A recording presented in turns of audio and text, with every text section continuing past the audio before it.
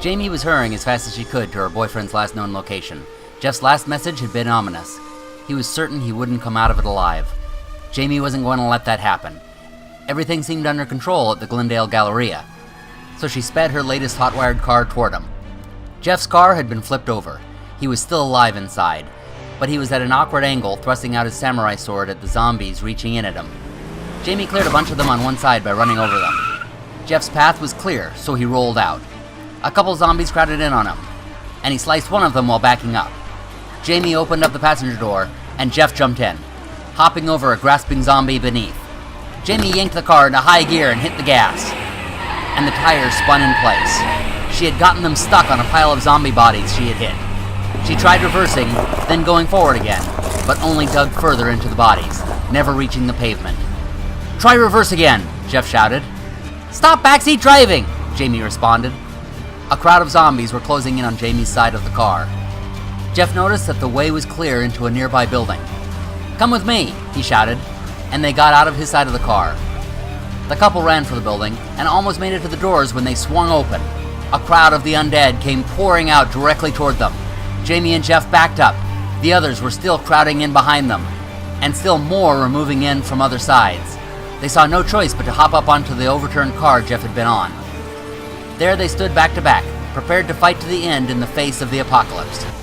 "We knew it would come to this," Jamie said, and Jeff responded, "Can't imagine anyone better to go down with, baby."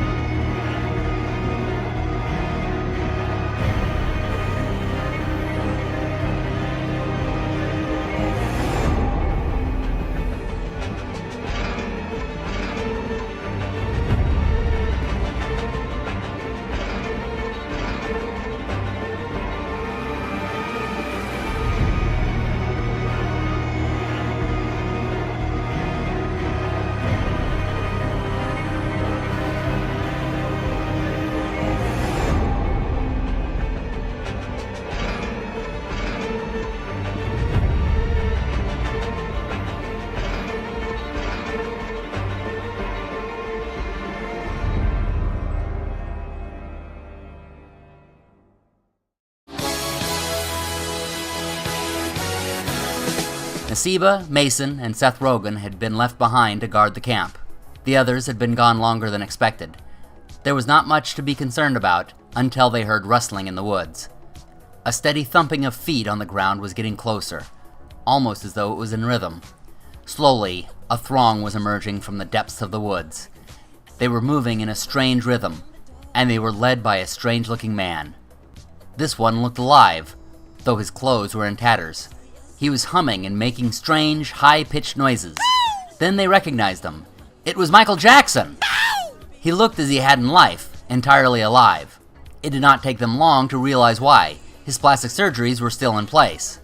Though his skin had rotted away, the plastic structures which truly made up his looks remained, and he appeared almost exactly as he had in life. The throng sashayed toward them in no hurry. Though Nasiba could barely walk, she readied her sword. Mason and Seth had only their knives. Mason was the most sober among them, and he came to the realization that the best course of action was to hide inside one of the cabins. "Michael Jackson's probably just in search of the Boy Scouts," he said. "When he finds out they aren't here, he'll probably lead his group on past here." They rushed inside the one Nasiba had been recovering in. They peeked out the windows and watched the undead horde approach. They hoped it was a small group, and they would go by before their friends returned. But neither turned out to be the case. These were the undead who had risen from the graves of Forest Lawn Cemetery. Though many had scattered in other directions, and some had stumbled away in the broken landscapes of Griffin Park, enough had made it here to be a threat. But as long as they could remain quiet, the zombies might pass, as long as they kept their cool. One of the cats hissed at them, then another smacked the window. The humans pushed the cats back, but it was too late. This had attracted the zombies, and they approached the cabin. Some of them began clawing at it. Seth Rogen thought he heard the Michael Jackson leader even say, "Come on, everybody! Don't be ignorant! Tear this thing down!" It could have just been the pot speaking, but it really seemed like that's what he said. Nasiba began giggling. She had taken some of what Seth had given her, and it was really kicking in now. The two of them shared in laughter at the undead monsters clawing at their windows. Mason, between them, rolled his eyes in annoyance. This was life or death, didn't they see that? The whole cabin began to shake with the weight of the zombies on both sides pressing back and forth. They still had a rhythm to them, led by a single plastic hero that sounded like it was calling, "Come on, everybody! Don't be ignorant!" Mason was the only one among them who realized the entire structure was ready to collapse, and they and the cats would all be eaten. Then the sound of a car screeching to a halt sounded along with the blaring of a horn. The others were back from the mall. The zombies, attracted to the sound, shambled away from the cabin. The plastic one remained behind, screeching as though calling orders to the others. The zombies moved in rhythm, coordinated in their effort to attack the humans. In game terms, this helped their initiative. Seth Rogen realized he had to take out this threat, so he emerged from the house shouting, "Die, zombie Michael Jackson!" And he plunged his knife into the plastic head. Michael Jackson shouted, and the throng around them came at Seth. "Okay, bad plan," Seth Rogen exclaimed. But then Nasiba and Mason emerged and attacked the others. Jessica was ready with her bow, and she took down zombies as soon as she came out of the car. Leo and Tommy were not well armed, but they did pretty well with their knives, supported by Trish and her friends. Seth plunged his knife into the King of Pop's head again, trying to find the brain to destroy it. It had always been so small that there wasn't much to find, but at last the knife found it and destroyed it. This disorganized the zombies, and they became scattered. Trish and her friends continued to distract the zombies, while Tommy and Leo stabbed them in the backs of their heads. The zombies tried to get back into their rhythm, but without their crotch-grabbing child molester leader, they were unable to get into it, and the living humans got the initiative on them. Even the cats got the lead as they ran out of the cabins, grabbing the zombies' attention, giving Nasiba and Mason the opportunity to jump out and stab them in the backs of their heads. Jessica Drew shot a couple more, and Tommy and Leo finished them off. Tommy and Nasiba quickly wrangled up the cats, getting them back into their carriers. They knew they had to abandon this place. Mason and Seth took a look and realized it was unsustainable. The zombies had made their way in because they were not far from Forest Lawn Cemetery. Though the terrain was rough, some of them could make it, and others could shamble around the long way, which they were currently doing via paths and roads. They would not see them due to the heavy foliage around. The group determined to find a new base, and Tommy reiterated his idea to settle inside Burbank Water and Power. There was a cement wall around the facilities, and several stories of scaffolding within. They just needed to find a back way in because the front was covered with zombies. Trish said she knew a back way in. A friend had once worked there, so she could show them how to get inside. Tommy and Nasiba finished catching all the cats, and they all agreed that the power and water facility was the best choice. So they piled in the cars and abandoned the Boy Scout camp. They did so just in time. As they were pulling out, more zombies from the graveyard were moving in. Others were coming in from the roads, and still others were trampling along the paths. These were nightmares, former horses from the nearby equestrian center. In life, they were horses for customers to ride throughout the trails of Griffith Park. In death, they were frightful monsters whose hooves were made of fire, and whose eyes burned as though from hell. A group of them stampeded down the road the survivors were driving down. They had to swerve to avoid them. One of the nightmares stomped on the car, damaging its engine.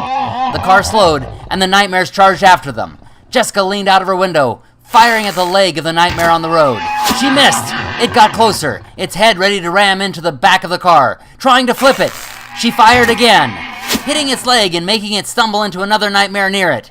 They all stumbled, and the survivors continued forward. The car rolled over the hill, right into the path of a crowd of the undead shambling along from the nearby graveyard. Unable to stop, they slammed right into them, their bones flying hither and yon. The sheer number of them caused the car to swerve, but they made it past and followed the curve to the east, heading toward Buena Vista Street. The back of the facility was guarded only by an 8-foot wall, enough to keep out a zombie, but not a determined human with a car. They pulled up their cars and climbed up over. Once on the opposite side, they found the place deserted. They could hear an ongoing rumble past all the walls outside, but no sound came from within the compound. Nevertheless, they had their weapons at the ready as they pushed forward into the buildings.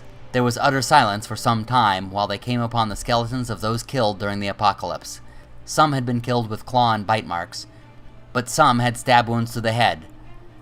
Tommy explored deeper and deeper into the center, while Jessica climbed up one of the high catwalks and Mason inspected the front gate. While Jessica and Mason rediscovered how extremely surrounded they were, Tommy opened a central iron door to find many of the employees huddled inside, afraid of the zombies, or more afraid of them.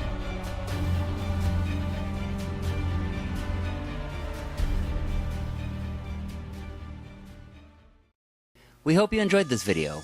Be sure to subscribe and share it with others. And if you'd like to help support the channel, head on over to Patreon. The link is in the description below, where you'll also find some other goodies, including another horror book written by the author of these videos. Thanks for watching, and happy gaming, everybody!